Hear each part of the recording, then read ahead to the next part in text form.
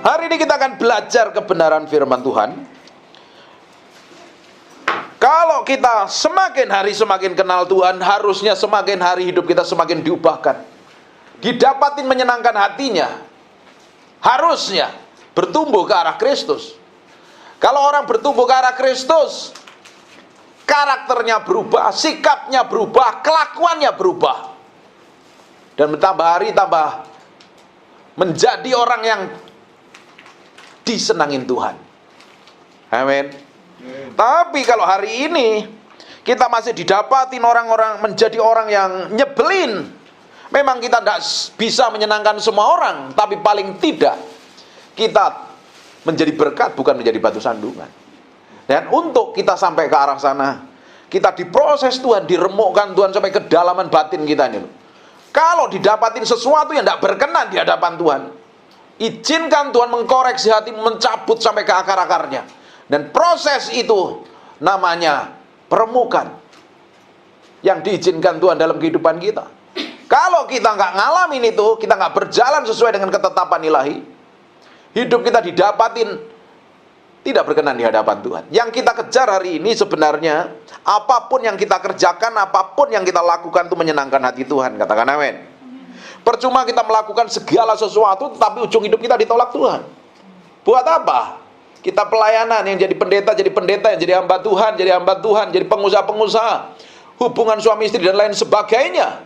Tetapi kalau ujung hidup kita ditolak Tuhan, percuma dan sia-sia. Buat apa?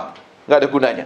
Makanya selama kita masih tinggal di muka bumi ini perjalanan harus kita serahkan sepenuhnya di hadapan Tuhan. Belajar mengkoreksi hati kita sampai kedalaman batin kita.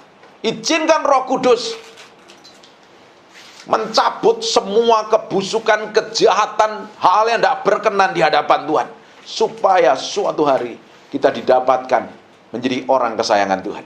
Semua tokoh di dalam Alkitab itu mengalami proses ini loh, dan ujungnya dipromosi Tuhan, mengalami proses dan peninggian. Memang awalnya tidak enak, berjalan sama Tuhan itu tidak enak, katakan tidak enak. Ujungnya enak, tapi ujungnya penuh berkat dan kelimpahan promosi dan peninggian. Awalnya berjalan bersama Tuhan, ngalami proses namanya peremukan lewat padang gurun. Semua orang pasti ngalamin ini, suka tidak suka pasti ngalamin ini. Tetapi ketika kita berjalan setiap hari bersama Tuhan, setiap hari berjalan bersama Tuhan, step by step kita disempurnakan, dimurnikan, ujungnya kita akan dipromosi. Bahkan kita akan mengalami berkat dan kelimpahan. Amin. Kita akan lihat dari perjanjian lama dahulu. Kita buka di Kejadian pasal yang ke-39, mulai ayat yang kedua. Kejadian 39 mulai ayat yang kedua. Tetapi Tuhan menyertai Yusuf sehingga ia menjadi seorang yang selalu berhasil dalam pekerjaannya. Maka ia tinggal di rumah tuannya, orang Mesir itu. Yang membuat kita berhasil dan sukses mengalami promosi dan peninggian adalah kalau penyertaan Tuhan dalam hidupmu. Bagaimana mungkin kita ini hidup dalam dosa dan kita berharap Tuhan menyertai kita? Kan tidak mungkin. Tuhan kita adalah Allah yang kudus, suci, tak bercacat celah. Tapi di sisi lain, kalau hari ini kita ngikutin mau kita sendiri, jalan seenak perut kita sendiri, kita ngambil keputusan semau kita sendiri, dan kita berharap berkenan di hadapan Tuhan, mana bisa? Orang yang disertain Tuhan itulah orang yang berjalan setiap hari bersama Tuhan loh. Suka tidak suka, enak tidak enak, dalam kondisi apapun dia memilih melakukan kebenaran, sekalipun di situasi yang buruk. Karena hidup kita nggak ditentukan oleh situasi dan keadaan. Hidup kita tidak ditentukan oleh hal-hal yang di sekitar kita. Sekalipun ada hal buruk menimpa kita, kejadian tidak enak, tetapi kita fokusnya jalan sama Tuhan. Toh ujungnya kita akan didapatin berkenan di hadapan Tuhan. Tapi pada kenyataannya, ketika orang mengalami masalah yang buruk, keadaan yang tidak enak, apa yang terjadi? Terpengaruh. Betul apa enggak? Banyak orang terpengaruh dengan situasi dan keadaan kok. Padahal keadaan dan situasi tidak pernah mengubahmu. Responmu yang benar di hadapan Tuhan, itu yang akan menentukan masa depanmu bersama Tuhan. Bukankah Yusuf mengalami proses Yang mengerikan, ini di rumah Potifar disertain Tuhan loh. Ujungnya ngapain? Enak apa enggak? Difitnah, jeblosin penjara kok. Orang yang berjalan bersama Tuhan itu tidak akan mulus-mulus perjalanannya. Dan kita harus ngerti ini. Tapi banyak hamba Tuhan nipu jemaat. Ngomong kalau ikut Tuhan semuanya baik-baik saja. Padahal setelah kita memutuskan ikut Tuhan, perjalanan kita nggak baik-baik saja. Perjalanan yang nggak baik-baik itu dibawa ke padang gurun untuk ngapain? Diremukkan yang di dalam ini loh. Yang tidak berkenan di hadapan Tuhan. Dicabut sampai ke akar-akarnya. Supaya kita ngalami perkenanan di hadapan Tuhan. Tidak mungkin Allah kita yang kudus dan suci mau tinggal pada pribadi yang kotor dan najis. Makanya kita perlu dikuduskan, disucikan oleh darah Yesus. Amin. Kita perlu dikuduskan, disucikan dengan darah Yesus. Dan setiap hari kita mesti datang kepada Tuhan, minta dikuduskan dan disucikan. Makanya setiap hari kita harus membangun keintiman dengan Tuhan. Orang yang membangun keintiman dengan Tuhan kan mesti datang dulu ke hadapan Tuhan kan. Bagaimana mungkin kamu lagi marah-marah, sakit hati, kepahitan datang kepada Tuhan? Tertuduh enggak? Perlu diberesin dulu enggak? Perlu minta ampun dulu apa enggak? Bagaimana kamu baru maki-maki orang terus nyembah Tuhan? Ada orang yang kepahitan datang ke gereja nyembah Tuhan, nangis-nangis, bohong itu. Kalau dia nggak beresin dengan Tuhan, dia penipu. Makanya orang mesti datang dulu ke hadapan Tuhan, minta dibereskan hatinya, baru didapatin berkenan di hadapannya. Minta darah Yesus menguduskan. Kalau kita memiliki hubungan setiap hari dengan Tuhan, hatimu kan diberesin Tuhan. Nggak mungkin, nggak? Amin. Toh kalau kita melakukan dosa, Roh Kudus selalu templangan. Kalau bayangin kalau setiap hari kita berjalan sama Tuhan, memang kondisinya nggak enak, situasinya nggak enak, kita tetap memilih jalan sama Tuhan. Ujungnya Yusuf kan dipromosi Tuhan. Dia disertain Tuhan. Dia selalu berhasil dalam pekerjaannya. Ini orang yang diurapin Tuhan. Kalau kita diurapin Tuhan, apa saja yang kita pegang Tuhan bisa bikin berhasil. Apapun. Kamu mau bisnis apa? Jualan asuransi. Kamu mau dagang apa? Ngajar. Mau jadi guru, mau jadi karyawan, jadi hamba Tuhan, dan apapun. Ketika Tuhan mengurapi, Tuhan akan bikin berhasil dalam hidup. Ada harga yang harus dibayar. Pikul salib, mati daging, sangkal diri. Katakan amin. Hari ini makannya agak berat, supaya engkau kenyang dan bertumbuh didapat menjadi orang yang menyenangkan hati Tuhan. Kita akan lihat. Yusuf ini orang yang benar-benar disertain Tuhan. Di ayat yang ke-20 lalu Yusuf ditangkap oleh tuannya karena difitnah, karena disuruh tidur tidak mau, karena menutupin malunya akhirnya dia difitnah dan akhirnya dijeblosin ke dalam penjara. Lalu Yusuf ditangkap oleh tuannya dan dimasukkan ke dalam penjara, tempat tahanan-tahanan raja dikurung. Demikianlah Yusuf di penjara di sana, tetapi Tuhan menyertai Yusuf, melimpahkan kasih setianya kepadanya dan membuat Yusuf kesayangan bagi kepala penjara. Bapak Ibu, kalau engkau disertain Tuhan, engkau menjadi orang yang disayangin Tuhan dan menjadi orang kesayangan orang. Dapat favor of man dan favor of God. Jadi kesayangan orang dan jadi kesayangannya Tuhan. Bayangin kalau engkau jadi kesayangannya Tuhan dan jadi kesayangan orang, kamu kerja pun disayangin bosmu, kamu bisa naik gaji loh. Betul apa enggak? Kamu bisa deal bisnis, partnermu seneng, dan apa saja yang kamu kerjakan menghasilkan keuntungan, dan akhirnya tambah gede bisnismu. Apapun loh yang kita kerjakan ini kalau disertain Tuhan, Tuhan pasti bikin berhasil. Yang jadi masalahnya kita berreal disertain Tuhan apa enggak, atau hanya merasa. Karena orang yang benar-benar disertain Tuhan, hidupnya berubah. Ciri utamanya, karakternya berubah, mulutnya berubah, sikapnya berubah. Karena setiap hari, berjalan setiap hari, berjalan dalam kekudusan setiap hari, berjalan dalam kesetiaan, berjalan dalam hidup takut akan Tuhan. Semakin hari diubah menjadi serupa segambar dengan Tuhan. Amin. Hidupmu tambah hari tambah memiliki dampak. Paling tidak berdampak dengan keluargamu kalau belum nikah. Kalau sudah menikah, berdampak dengan anak-anak dan istri. Mereka tambah sayang sama kita. Tidak mungkin dong kita cinta Tuhan tapi istri kita nggak tambah sayang sama kita. Saya punya prinsip, seorang yang mencintai Tuhan dan mengasihi Tuhan semakin mengasihi pasangan hidupnya. Pasti. Tidak mungkin kita semakin cinta Tuhan tambah gegeran berantem, cakar-cakaran, saling gigit, saling telan. Bagaimana? Nggak mungkin. Tambah hari tambah sayang kok. Kadang kita nyakitin dengan kata-kata, kita cepet beresin. Oh iya loh, aku nyakitin orang yang aku cintai. Sama seperti hidup kita dengan Tuhan. Semakin hari kita mencintai Tuhan, semakin kita nggak mau melakukan semua kejahatan loh, yang menyenangkan, yang membuat hati Tuhan nggak disenangkan loh. Apapun itu namanya, kita cepat sadar diri, oh ya aku melakukan hal yang jahat. Bayangkan Bapak Ibu, kalau kita berjalan setiap hari seperti itu, hidupmu punya dampak besar apa enggak? Engkau berubah apa enggak? Pasti hidupmu berubah.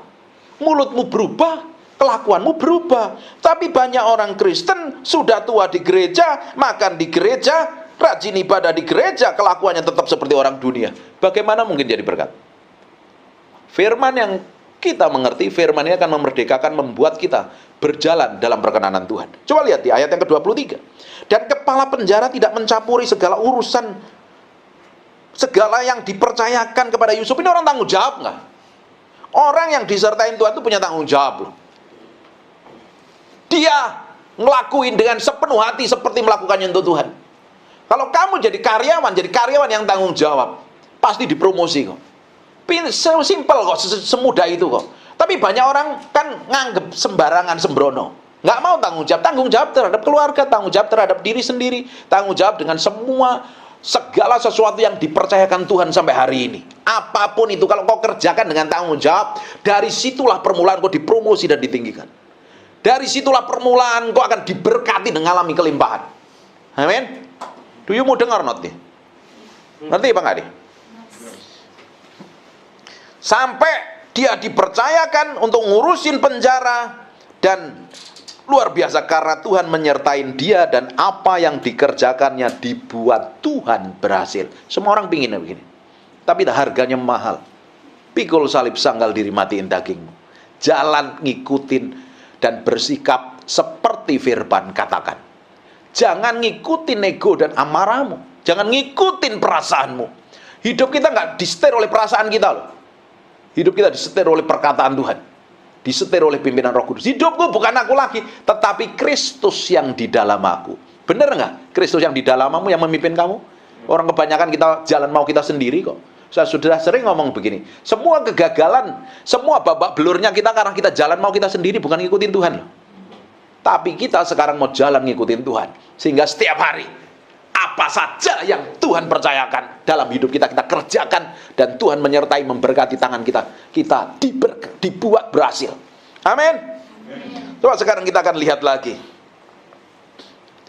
di Kisah Para Rasul pasal yang ke-9 ayat yang ke-22. Akan tetapi Saulus semakin besar pengaruhnya.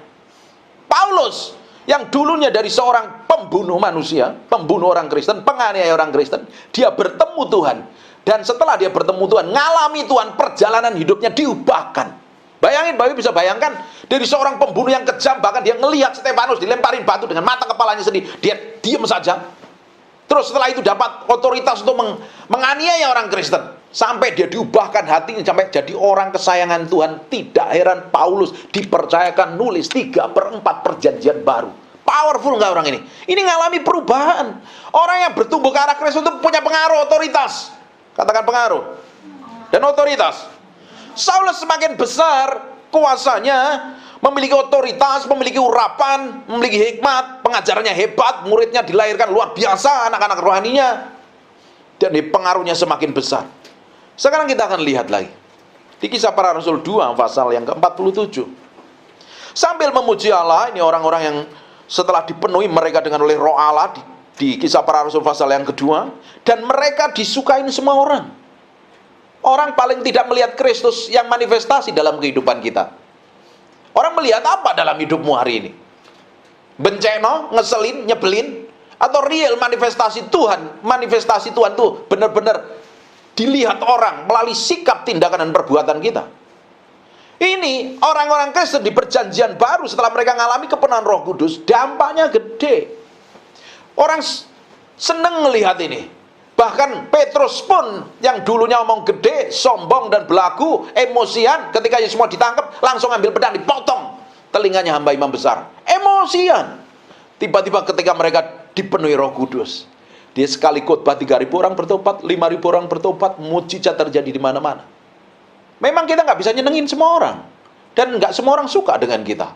Pasti, apalagi saya, sering banyak dibenci oleh netizen, dan sering dikata-katain, cuek aja, hidup saya nggak ditentukan sama mereka kok. Yang penting kan kita lakukan kebenaran. Bagian kita tuh melakukan kebenaran setiap hari. Jalan dalam kebenaran. Nggak enak Pak? Iya. Diremokan Pak? Iya. Diproses? Iya. Karena proses dan permukaan itu membuat kita itu dewasa di dalam Kristus. Semakin kita dewasa di dalam Kristus, semakin pengaruhmu besar. Semakin engkau menyenangkan Tuhan, pasti dikirim orang-orang tertentu yang memberkati hidupmu. Amin. Sekarang kita lihat lagi ya. Di Lukas 2 ayat yang ke-52, Yesus sendiri sebagai anak manusia dan dia buktikan bahwa dia bertumbuh dewasa, semakin bertumbuh dewasa, dan Yesus semakin bertambah besar dan bertambah hikmatnya dan besarnya dan makin dikasihin Allah dan manusia. Yesus sendiri kan ngalami seperti ini. Bukankah kita menjadi serupa segambar dengan Kristus? Bukankah tujuan hidup kita jadi kekristenan ini adalah menjadi serupa segambar dengan Tuhan? Amin. Tujuannya itu loh. Jangan tujuan kekristenan pingin kaya, pingin terkenal, pingin hebat, pingin istri, pingin nikah dan lain sebagainya. Pingin lebih hebat dari orang lain. Kita nggak dipanggil untuk seperti itu. Kita dipanggil untuk menjadi serupa segambar dengan Tuhan. Yesus pun ngalami, semakin bertambah besar, bertambah hikmatnya. Tambah nggak hikmatmu tambah hari ini? Harusnya orang Kristen semakin hari semakin memiliki pengaruh yang besar untuk memberi dampak kepada banyak orang. Bukan kalau ngadepin masalah, telepon pendeta. Tapi kebanyakan orang Kristen nyari pendeta, minta ditumpangi tangan, minta didoakan, minta didukung, minta dititipin doanya. Berarti ada yang perlu diperbaiki. Harusnya tambah hari tambah kita kenal Tuhan kok. Sekalipun jalan kita tidak enak, kondisi kita nggak baik, kita tahu Tuhan kita baik dalam segala situasi dan kondisi. Kalau kita mengalami keadaan nggak baik, Tuhan sedang ajarin kita untuk bergantung sepenuhnya. Untuk belajar kita ini menaruh hati ini sepenuhnya di hadapan Tuhan. Amin. Menaruh hati kita sepenuhnya di hadapan Tuhan itu tidak mudah. Seperti dengarkan saya khotbah hari ini loh. Kamu perlu pikul salib, sangkal diri, mati daging setiap hari. Segala sesuatu yang tidak enak, yang nimpa hidupmu, engkau tetap responmu seperti firman. Ketika orang menyakitin hatimu, engkau mesti tetap belajar senyum. Ketika engkau mengharapkan sesuatu, ternyata yang kamu harapkan tidak seperti yang kamu inginkan, malah sebaliknya. Apa reaksimu? Semuanya akan membuktikan kita ini seperti apa di hadapan Tuhan. Reaksimu menentukan sebenarnya engkau diberkenan di hadapan Tuhan, berjalan dalam ketetapannya apa tidak. Reaksi kita ketika menghadapi hal yang tidak enak, apapun itu namanya, masalah apapun juga, masalah dengan orang lain, hubungan dengan orang lain, hubungan dengan pasangan, hubungan dengan orang tua, hubungan dengan gereja, apapun juga. Orang di jalanan, kita ketika di jalanan, reaksi kita seperti apa? Ketika mendapatkan perlakuan-perlakuan yang tidak enak, yang tidak menyenangkan hati kita, reaksi kita apa? Teriak, panik, histeris, kacau, marah-marah atau apapun, membuktikan engkau seperti apa di hadapan Tuhan. Harusnya kalau orang dewasa, engkau bisa tenang aja, nggak terpengaruh situasi dan kondisi. Boleh kita berjalan dalam lembah kekelaman, tapi ujungnya Tuhan suatu hari akan beri hidangan di depan para lawan kita. Boleh orang membenci kita, boleh orang memperlakukan buruk, jalan terus saja sama Tuhan. Ngapain pusing dengan kata orang? Orang hidup kita nggak ditentukan perkataan orang. Hidup kita ditentukan oleh perkataan Tuhan, tapi pada kenyataannya kita dengar perkataan buruk, lisan langsung panik. Benar nggak? Atau saya aja? Kita sering alami kayak gitu kan? Harusnya kita santai aja dong. Perkataan orang kok. Kalau buruk tolak dalam nama Yesus. Tapi kebanyakan kita simpen kan. Semakin kita simpen, akhirnya reaksi kita salah. Ngapain? Kesel, jengkel, marah. Ujungnya pada kebencian. Buat apa? Nggak ada gunanya. Nah, kita mau belajar. Segala sesuatu yang tidak benar di hadapan Tuhan ini mesti diberesin ini. Ini yang menyebabkan kita nggak didapatin berkenan di hadapan Tuhan. Apapun itu namanya loh. Di Galatia pasal 5 baca itu. Di Roma 8 juga dijelaskan. Kita harus melakukan segala sesuatu tepat seperti yang Tuhan mau dan tepat seperti yang Tuhan inginkan. Yesus semakin besar, bertambah hikmat dan besarnya, dan makin dikasihin Allah dan manusia. Kita semakin dikasihin Allah dan manusia apa tidak? Orang di sekitarmu sayang sama kamu nggak? Orang dekat kamu ngerasa diberkatin apa tidak? Betul apa nggak nih? Coba koreksi hatimu. Kalau ada orang yang di sekitar kita yang seringkali malah kesel melihat kita, enak ngelihat kelakuan kita, berarti ada yang salah loh. Harus berubah. Jangan tuntut orang lain senang sama kita. Kita belajar nyenengin hati Tuhan. suatu hari akan dikirim orang-orang tertentu yang akan mendukung, memberkati, bahkan buka jalan atas semua yang kamu kerjakan dan lakukan. Belajar nyenengin hati Tuhan. Dan Tuhan selalu pakai orang lain untuk memberkatin kita. Tuhan memang Allah yang maha perkasa, Allah yang dahsyat. Dia bisa sanggup kirim uang sekarung di kamarmu, tapi Tuhan tidak pernah lakukan itu. Dia memberkatin kita pun melalui orang lain yang kita nggak pernah pilih, kita nggak bisa tentukan, yang kita nggak bisa harapkan. Bagian kita adalah berjalan dalam ketepatan Tuhan, berjalan sesuai dengan maunya Tuhan. Nanti Tuhan akan tentukan orang mana yang akan membawa kita mengalami banyak hal. Bisa dibukakan jalan, bisa diberkatin, bisa di apapun lah namanya. Karena Tuhan selalu pakai orang lain. Tapi kalau kita ini kerjaannya kesel, dekat dengan orang lain marah-marah, ketemu dengan orang lain nggak cocok, ditempatkan satu gereja berantem dengan pendetanya, gegeran. Ketemu dengan karyawan baru di kantor yang baru, ribut dengan bosmu. Orang kayak begini ya, nikah sampai 20 kali pun isinya cerai kok. Karena nuntut orang lain melakukan seperti yang dia mau.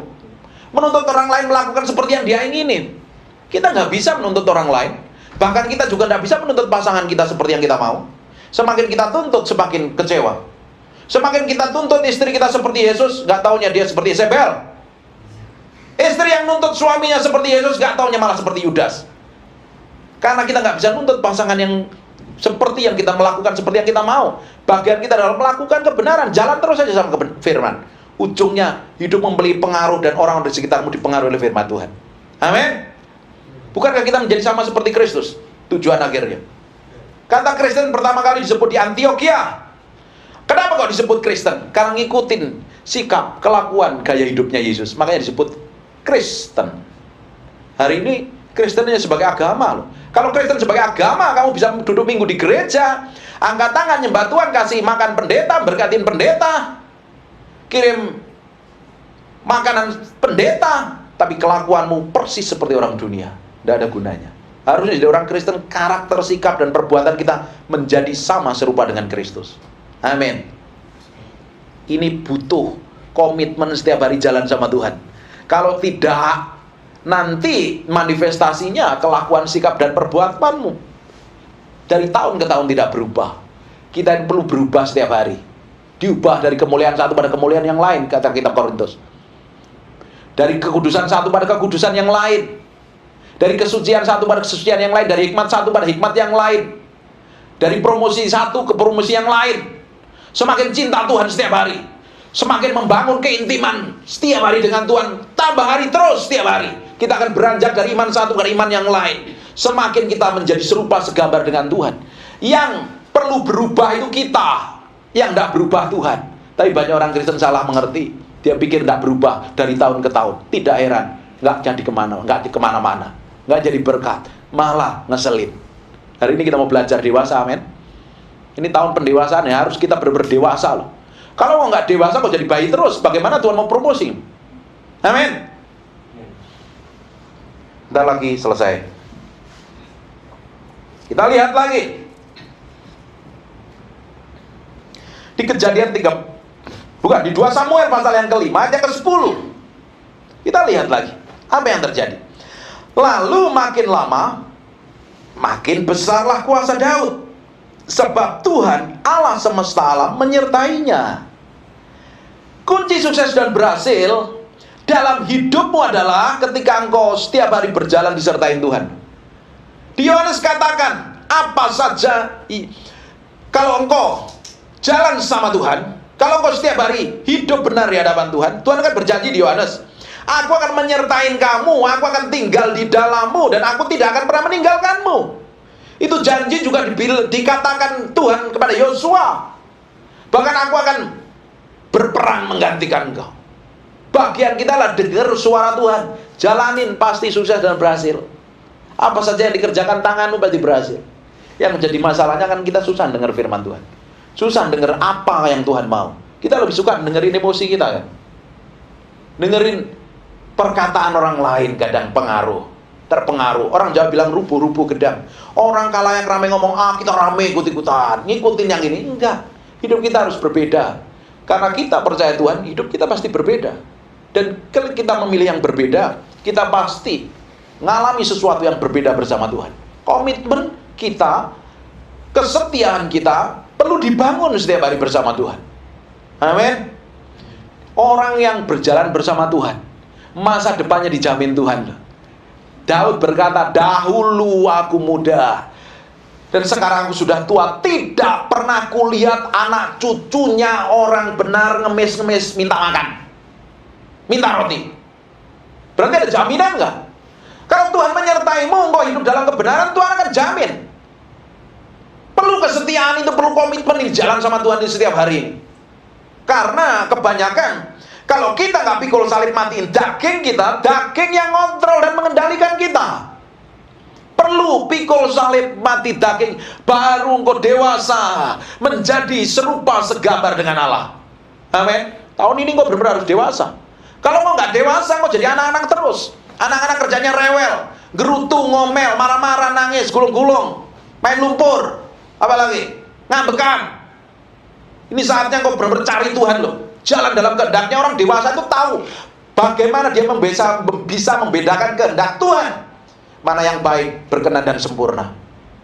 Dia tahu membedakannya, memiliki kepekaan yang tajam. Tetapi orang yang tidak dewasa rohani tidak bisa membedakan mana yang baik dan mana yang buruk. Orang yang tidak dewasa rohani tidak bisa membedakan mana tangan kanan dan tangan kiri. Semuanya dianggap sama. Dia nggak bisa membedakan ini loh yang berkenan di hadapan Tuhan. Tetapi orang yang dewasa, engkau tahu melakukan apa yang Tuhan mau dan Tuhan ingini. Amin. Baik proses setiap hari jalan sama Tuhan. Kalau tidak, engkau gak komitmen dengan Tuhan, hidupmu tambah babak belur terus, tambah kacau, tambah rusak dan berantakan. Padahal setiap orang yang disertai Tuhan, semakin hari semakin powerful, semakin memiliki kuasa dan otoritas yang powerful. Bukti orang Kristen yang disertai Tuhan, pertama kali hidupmu berubah, kelakuanmu berubah, perkataanmu berubah, menjadi sama seperti Tuhan. Amin. Amin. Sekarang kita lihat lagi di 2 Tawarik pasal pertama ayat yang pertama. Salomo anak Daud menjadi kuat di dalam kedudukannya sebagai raja. Tuhan Allahnya menyertai dia dan menjadikan kekuasaannya luar biasa. Bisa bayangkan ketika Tuhan menyertai engkau di dalam pekerjaan, apa yang terjadi? Kamu akan mengalami promosi dan peninggian. Kamu akan memiliki pengaruh. Bisa bayangkan ketika Tuhan menyertai, real manifestasinya menyertai engkau, permainan musikmu begitu powerful dan dahsyat, bisa menjamah orang. Bisa dibayangkan ketika Tuhan manifestasinya begitu real dan nyata dalam kehidupan kita, Tuhan akan bawa kita melangkah step by step. Tahu nggak ketika? Tapi ada hal yang kita mesti tahu ketika Tuhan menyertai hidupmu. Seperti Tuhan menyertai, roh Tuhan menyertai Yesus. Roh Kudus membawa dia kemana? Ke padang gurun. Dia apain? Diuji. Didapatin hatimu benar nggak di hadapan Tuhan. Ini namanya proses peremukan. Mati daging, pikul salib, sangkal diri setiap hari. Supaya ujungnya kita didapati menjadi orang yang berkenan di hadapan Tuhan. Perjalanan kekristenan adalah seni berjalan bersama Roh Kudus. Seni dipimpin Roh Kudus setiap hari. Sampai ujungnya kita didapatin, sampai garis akhir berkenan di hadapan Tuhan. Tapi Bapak Ibu bisa lihat ini ya. Ketika Salomo disertai Tuhan, menjadi kuat dalam kedudukannya menjadi raja, Allahnya menyertai dia, menjadikan kekuasaannya luar biasa. Ternyata di ujung kejayaannya, dia nggak didapatin setia kepada Allahnya. Dia terpengaruh dengan hal yang lain. Perempuan-perempuan yang tidak kenal Tuhan, hatinya dicondongkan. Bapak Ibu, ada proses dalam kehidupan kita. Makanya saya bilang, kalau kita dicinta Tuhan, perjalanan hidupmu nggak akan baik-baik saja. Semuanya akan mengalami ujian. Seperti bangsa Israel juga akan mengalami ujian di Ulangan 8 ayat yang kedua. Perjalanan padang gurun diizinkan Tuhan. Tujuan itu menguji hati kita. Jalan dalam kehendaknya apa tidak. Dalam kondisi tidak enak, respon kita akan menentukan masa depan kita. Katakan, respon saya akan menentukan masa depan saya. Responmu salah, garis akhirmu akan babak belur. responmu benar, engkau akan didapati berkenan di hadapan Tuhan, menyenangkan hatinya. Belajar dari apa yang dialami Salomo, belajar dari apa yang dialami Yusuf, belajar dari apa yang dialami Daud.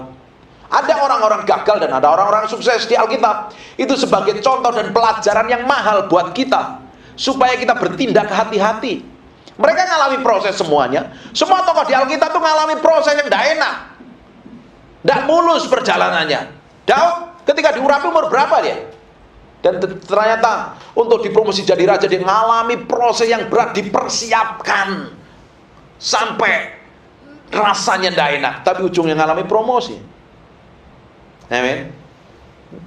Ternyata kita butuh urapan Tuhan, kan? Urapan Tuhan yang akan membuat engkau berhasil dari segala apa yang kamu kerjakan dan lakukan. Butuh urapan. Katakan, saya butuh diurapin Tuhan. Saya butuh disertain Tuhan. Coba sekarang kita akan lihat di Keluaran 31 ayat 2 sampai 3. Lihat, telah kutunjuk Bezalel bin Uri bin Hur dari suku Yehuda, yang telah kupenuhi dia dengan roh Allah, dengan keahlian dan pengertian dan pengetahuan dalam segala macam pekerjaan. Kita butuh ini enggak? Kamu butuh dipenuhi roh Allah apa enggak? Ketika kau dipenuhi roh Allah, diurapin Tuhan, Tuhan berikan hikmat, pengertian, dan pengetahuan.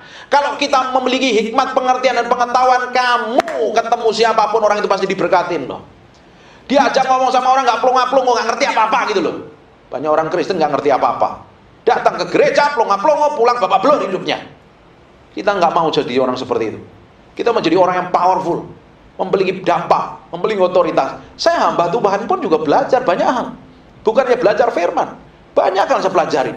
Ketika saya ketemu para pengusaha, diajak ngomong bisnis, saya ngerti. Ketika ketemu orang bermasalah, saya tahu bagaimana orang bermasalah. Ketemu orang dagang, saya tahu bagaimana. Dan pendeta kalau diajak ngomong plonga-plongo bagaimana? Tapi banyak orang Kristen kelihatannya kudus, suci, tak bercacat celah di gereja. Pulang gereja, ketahuannya kelihatan sekali. Nggak tahu pakai ayat yang mana kalau ngadepin masalah, nggak tahu pakai pasal yang mana, bagaimana menerapkannya, sikapnya nggak jauh beda dengan orang dunia. Artinya bisa berlama-lama di gereja, ngangetin bangku gereja bertahun, tapi hidupnya nggak berubah.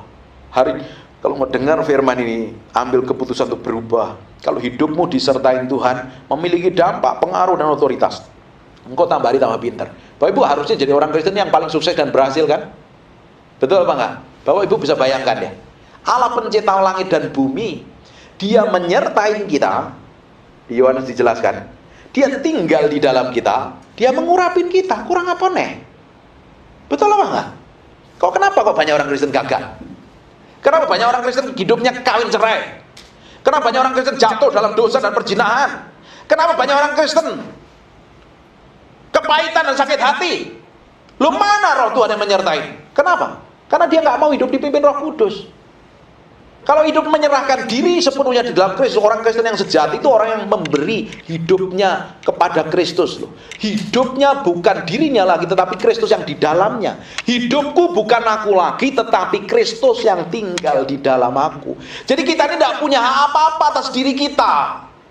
Kita ini miliknya Tuhan. Tuhan suruh A, kita lakuin A. Tuhan ke B, Tuhan suruh ke B, kita lakuin aja. Tapi ujungnya pasti ngalami sesuatu yang dahsyat. Tapi banyak orang kan nggak ngalami kayak begitu kan. Bahkan banyak orang Kristen bawa belur hidupnya. Kenapa? Hidup bukan dipimpin Tuhan. Hidup dipimpin daging, dipimpin emosi. Terlihat dari apa? Dari apa yang dia alami. Terlihat dari apa yang dia lakukan dan dia perbuat. Siapa yang paling berkuasa dalam hidupnya? Kalau yang disembah dan diutamakan Yesus, kelakuanmu sama seperti Tuhan nanti. Tapi kalau yang kamu sembah dirimu sendiri, kamu menjadi orang Kristen yang egois, keras kepala, belagu, sombong, susah diatur. Kalau kamu nyembah setan, kelakuanmu kayak iblis. Kalau kita adalah orang-orang yang mengasihi Tuhan, karakter kita semakin hari semakin menjadi serupa segambar dengan Kristus. Amin. Di dalam pekerjaan pun engkau perlu diurapi Tuhan. Ketika Tuhan mengurapimu, ketika Tuhan besertamu dalam pekerjaan, seperti Bezalel dan Aholiab nih, orang ini melakukan sesuatu untuk pembangunan bait Allah, perkakas bait Allah, dan dia diberikan hikmat, keahlian, pengertian, pengetahuan dalam segala macam pekerjaan. Segala macam pekerjaan. Bukan satu keahlian. Segala macam. Powerful nggak ini? Ini jadi berkat loh ini. Kalau ini jadi pegawai ini pasti jadi bos ini. Jadi CEO ini. Dipromosi terus nih. Coba kamu ngalami promosi apa enggak? Jangan-jangan jadi karyawan. Kantor masuk jam 8, kamu masuknya jam 8:15. Kantor pulang jam 5, kamu buru-buru dengan alasan mau ikut seminar, KKR, kebaktian, kamu pulang 4:30. Bagaimana mungkin? Kan orang dilihat dari tindakan kita. Tahu nggak kekristenan kita itu dilihat dari mana sih? Dari karaktermu itu. Kekristenan kita bukan dilihat dari KTP. Kekristenan kita terlihat dari sikap, tindakan, dan perbuatan kita. Orang lain harus melihat Yesus yang manifestasi dalam kehidupan kita. Kalau orang lain belum bisa melihat Yesus di dalam diri kita, kita perlu berjalan setiap hari sama Tuhan. Ada orang-orang yang kerjaannya berantem gegeran, hampir setiap hari saya konselingin orang. Isinya berantem suami istri dan lain sebagainya. Kenapa orang seperti ini? Katanya ngaku Yesus. Bahkan orang tuanya pelayanan, dia sendiri ikut pelayanan, tapi hidupnya kayak begini. Kenapa? Dia hanya bergereja. Dia hanya beribadah, tapi tidak pernah mengalami Tuhan secara pribadi. Menjalankan rutinitas agamawinya tanpa mau belajar firman, sehingga tidak bertumbuh. Kita tuh bertumbuh lewat proses kan. Kita ini bertumbuh iman kita ini karena kita ini berjalan bersama Tuhan. Kalau kita berjalan sama Tuhan, dengerin baik-baik. Setiap hari kau cari Tuhan, setiap hari kau doa, perjalananmu tidak dijamin akan baik-baik saja. Justru perjalananmu akan mengalami banyak hal, tantangan, tapi tujuannya mendewasakan imanmu. Ujungnya kau ngalami namanya peninggian. Dan ketika kau siap dalam peninggian itu, semakin powerful dan dahsyat. Tapi ada orang-orang tertentu tiba-tiba dipromosi, tapi karakternya yang enggak teruji, akhirnya apa? Jatuh. Dengerin baik-baik. Karaktermu yang akan membuat engkau stabil di dalam promosi Tuhan. Amin. Sebenarnya membuat kita ini menjadi orang yang diberkati Tuhan, menjadi orang yang dipertemukan dengan siapapun jadi berkat bagi mereka. Kalau kita memiliki karakter Allah, karakter Kristus. Banyak orang punya keahlian, sukses dan berhasil. Ternyata karakternya buruk, cepat hancur. Tapi kalau kau punya karakter dan keahlian seperti Besaliel dan Aholiab, kamu ditempatkan dimanapun jadi berkat. Amin. Dipromosi dan ditinggikan. Keahlian dan karakter harusnya berjalan seimbang. Semakin membuat hidupmu disenangin manusia dan disenangin Tuhan. Amin. Kita belajar firman itu yang dirubah apanya? Yang di dalam ini loh. Supaya manifestasinya menunjukkan bahwa kita menghidupin karakter Allah. Bukankah orang dunia tidak pernah datang ke gereja? Betul apa enggak? Apalagi orang yang tidak kenal Tuhan, tidak tertarik dengan Alkitab, tapi dia bisa tertarik dengan hidupmu dan hidup saya. Amin. Dia bisa melihat sikapmu ketika engkau mengalami tantangan. Dia bisa melihat reaksimu ketika engkau menghadapi masalah dan tekanan. Dia melihat karaktermu, dia melihat tindakanmu. Akhirnya dia tertarik dengan hidupmu. Kamu bisa ngomong tentang Yesus ujungnya. Betul apa enggak? Bahkan ketika engkau dipercayakan suatu pekerjaan dalam sebuah perusahaan, kamu kerjakan dengan baik, orang-orang yang tidak kenal Tuhan melihat, ini orang kok tanggung jawab, ini orang kok punya hikmat, pengertian dan pengetahuan, ini orang kok bisa menguasai diri gitu loh. Akhirnya apa? Orang kan bisa melihat Tuhan.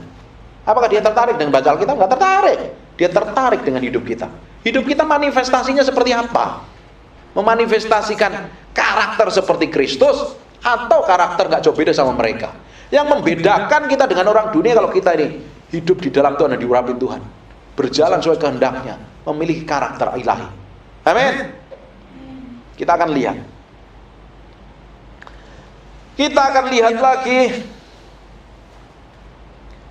di 1 Samuel pasal yang ke-16 ayat yang ke-13. Samuel mengambil tabung tanduk yang berisi minyak itu dan mengurapin Daud di tengah-tengah saudaranya. Sejak hari itu dan seterusnya berkuasalah roh Tuhan atas Daud. Lalu berangkatlah Samuel menuju Rama. Ini kan proses diurapin Tuhan. Diurapi jadi raja. Tapi kan nggak langsung jadi raja. Tuhan kan berjanji sama kita. Kita kalau berjalan dalam kebenaran, apa saja dikerjakan tanganmu, Tuhan akan bikin berhasil. Amin. Tapi kan nggak langsung berhasil. Lewat proses. Daud nggak bisa loh langsung ujuk-ujuk diurapi, woi jadi raja. Masih ada Saul. Dan dia bisa ngambil keputusan berkali-kali, punya kesempatan untuk habisin Saul kan. 2 kali dia kasih kesempatan. Saul lagi berak, buang air. Ketika Saul buang air, buang hajat kata Alkitab, lagi ini kan bisa aja dihajar kan.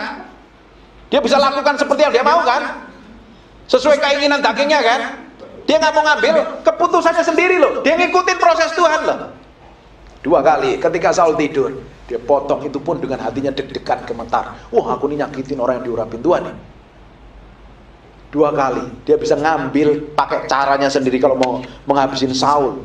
Ternyata apa yang terjadi, dia biarin, malah dia dikejar-kejar sampai akhirnya beberapa hari sebelum dipromosi, ketika ada kejadian di Siklag setelah pulang perang, semuanya dirampas, anak istrinya dirampas begitu rupa, semuanya habis. Tetapi dia menyerahkan hatinya, menguatkan hatinya, bahkan pengikutnya mau lemparin batu. Tahu nggak, selang beberapa hari kemudian di pasal berikutnya Saul mati dan dipromosi jadi raja. Baik proses enggak? Permukaan apa enggak? Engkau harus mengalami proses permukaan.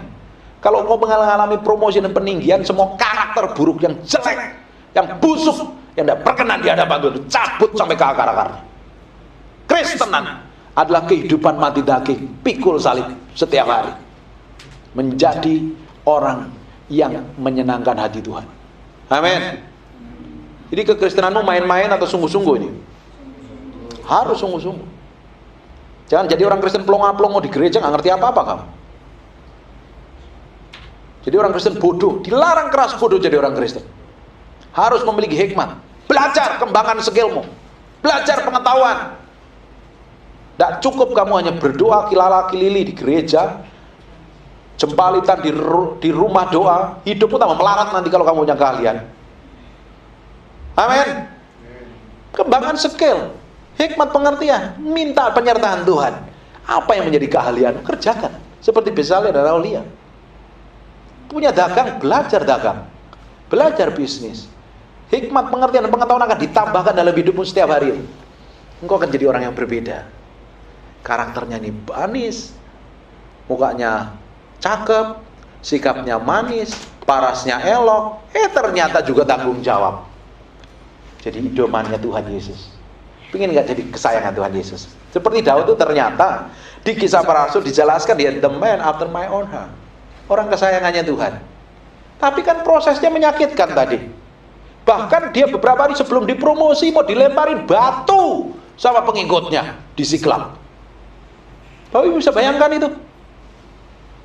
Ternyata perlu mati daging toh, menyerahkan sepenuhnya hati kita sama Tuhan. Beribadah itu gampang, mudah. Minggu ke gereja, bisa engkau buka handphone online, ibadah online, onsite dan lain sebagainya lah. Banyak pendeta, kamu bisa ibadah di sana. Kamu kalau datang ke gereja juga bisa datang onsite. Kan mudah duduk dengerin khotbah pendeta. Tapi waktu kamu dengerin khotbah dan pulang kamu belajar hidupin firman, dibutuhkan bayar harga yang mahal. Ketika kamu melakukannya, ujungnya engkau akan ketemu promosi dan peninggian. Karaktermu menjadi dewasa seperti Kristus. Amin. Diberkati apa kali? Katakan aha. Luar biasa. Saya berdoa tambah hari hidup kita semakin didapati menyenangkan hati Tuhan. Semakin hari dalam segala sikap, tindakan, perbuatan kita semakin didapatin menjadi orang Kristen yang dewasa. Orang Kristen yang dewasa itu tahu bersikap, bertindak, ngambil keputusan yang tepat seperti yang Tuhan mau. Bukan umurnya yang tua. Rambut saya tambah putih, rambutnya Pak Gem tambah putih. Ini tidak membuktikan bahwa kita dewasa di dalam Tuhan. Ini umur. Tapi kedewasaan adalah setiap kali engkau berjalan bersama Tuhan, memutuskan untuk hidup benar di hadapan Tuhan. Dalam kondisi tidak enak pun kita memilih bersikap, bertindak, berkelakuan seperti Kristus. Amin. Saya berdoa engkau mengalami padang gurun dan engkau mengalami kemenangan. Dan teruji, benar-benar teruji. Karena padang gurun itu diizinkan Tuhan untuk kita lewatin supaya Tuhan melatih kita berperang. Ada ayatnya, tapi kita nggak buka hari ini. Padang gurun diizinkan dalam kehidupan. Suka nggak suka, setiap orang ngalami padang gurun kok. Saya ngalami padang gurun selama 5 tahun. Jerit-jeritan sampai nggak tahu ngapa-ngapain, apa yang harus saya perbuat. Ketika saya nggak tahu apa yang saya perbuat, ya saya nggak lakukan apa-apa, saya makan dan tidur. Selain nama Tuhan. Tapi minta hikmat sama Tuhan, Tuhan berikan hikmat, berikan pengertian, kirim divine connection, kirim koneksi secara ilahi. Tuhan buka jalan. Bukan berarti kita nggak ngapa-ngapain. Hati ini serahin sama Tuhan. Ketika Daud semuanya dirampas, dijarah, dan pengikutnya mau lempari dia dengan batu, nangis sampai air matanya, nggak tahu apa, terikannya habis tuh. Dia menguatkan hatinya di hadapan Tuhan. Semakin engkau ngalami proses permukaan, engkau ngikutin apa yang Tuhan mau, dekat dengan promosi dan peninggian. Katakan mati daging setiap hari, pikul salib, dan menyangkalin diri, jalan sama Tuhan. Nah, kita akan melihat promosi dan peninggian yang datangnya dari Tuhan. Amin. Bahkan di kisah para rasul pun, ketika murid-murid berdoa, nunggu Tuhan, ketika diurapin Tuhan. Bahkan di kitab Yohanes 20 ayat 22, mereka diimbusin Tuhan dengan Roh Kudus. Tapi setelah di kisah para rasul, mereka ngalami perjumpaan pribadi dengan Roh Kudus. Baru di pasal-pasal selanjutnya, powerful pengaruhnya. Makanya kita butuh disertain Tuhan kan. Kamu nggak bisa jalan pakai pengalamanmu sendiri. Kita nggak bisa jalan pakai hikmat kita sendiri. Kita butuh Tuhan dan kita butuh kuasa Tuhan dalam segala hal. Kita butuh diurapin Tuhan di mana kita ditempatkan. Di marketplace, di bisnis, di pelayanan, di apa? Kamu di bidang apa? Di bidang musik pun kamu bisa diurapin Tuhan dengan powerful dan dahsyat. Kita butuh diurapin Tuhan, disertain Tuhan. Ketika orang disertain Tuhan, orang boleh memperlakukan buruk kita loh. Bayangin, kita ini menjadi orang kesayangannya Tuhan. Betul nggak? Kalau kita jadi orang kesayangan Tuhan, terus ada orang nyakitin kita, kira-kira contohnya begini, ketika bapak kan punya anak, terus anaknya bapak ini dimaki-maki orang, dibully, apa yang terjadi? Belain nggak? Belain. Dia hanya tenang aja. Tapi Dedi, aku diperlakukan ini, langsung diurusin. Bukankah kita ini punya bapak yang baik, yang perhatian? Tapi seringkali reaksi kita salah kan? Kita pikir ketika mengalami pengalaman buruk, perasaan yang jelek, kita pikir, wah, saya mesti balas nih. Saya bersikap kan harusnya kita belajar. Tuhan mengajarin saya apa? Dalam kondisi-kondisi yang tidak enak. Serahin aja sama Tuhan. Tuhan akan jadi pembelamu. Kayak gitu yang akan diuji dalam hidup kita setiap hari. Reaksimu akan menentukan masa depan. Seperti apa di hadapan Tuhan. Reaksimu benar, kau akan alami promosi dan peninggian. Reaksimu salah seperti Salomo, hidupmu bawa belur. Untungnya dia bertobat nulis kitab pengkhotbah. Kalau enggak, bawa belur hidupnya. Kita lihat reaksinya Bileam, reaksinya Gehazi. Apa yang terjadi? Mereka mati mengerikan. Saul pun memiliki reaksi yang salah. Padahal harusnya mereka adalah orang-orang yang powerful dipakai Tuhan. Ketika engkau disertain Tuhan, engkau mesti stabil sampai garis akhir. Kita harus didapatin stabil sampai garis akhir, didapatin berkenan di hadapan Tuhan. Kita harus kuat, kokoh, berjalan sampai garis akhir. Kalau kita memulainya dengan roh, kita harus mengakhirinya dengan roh. Jangan hari ini powerful, nanti kamu hadapi tantangan, kamu bawa belur. Kita harus mengawali dengan roh dan kita mengakhiri dengan roh. Jadi orang yang menyenangkan hati raja di atas segala raja. Amin. Hari ini kita mau dedikasikan hidup kita mulai hari ini. Tuhan menjadi utama dan terutama. Kita mau bertindak segala apapun yang kita kerjakan dan lakukan hanya untuk menyenangkan hati Tuhan. Tutup matamu, tutup Alkitabmu, kita berdoa. Ku berbahagia yang itu.